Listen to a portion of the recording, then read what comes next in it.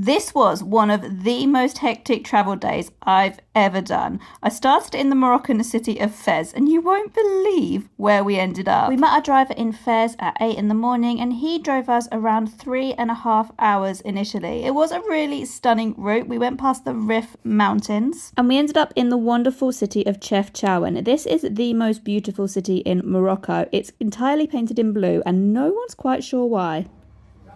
It was actually a bit cooler in Chefchaouen, so when we arrived we had lunch and I had a bowl of harira, which is a traditional Moroccan soup. There are a few museums and older buildings to look around in Chefchaouen, but we passed the time by just ambling the pretty streets and stopped for a mint tea when we got tired. But we still had quite a lot of ground to cover. So we got back in the car and drove for another 2.5 hours further north. Also, this peninsula and the horizon is actually a part of Spain that is in Africa. And eventually we made it to Tangier Med Port. We'd been travelling for over 9 hours, but our journey was not done as we were taking a ferry across the Mediterranean. However, we waited and waited and waited, and the ferry was delayed and delayed and delayed until we finally boarded. It's 11:30 and I have just checked in to my hotel room.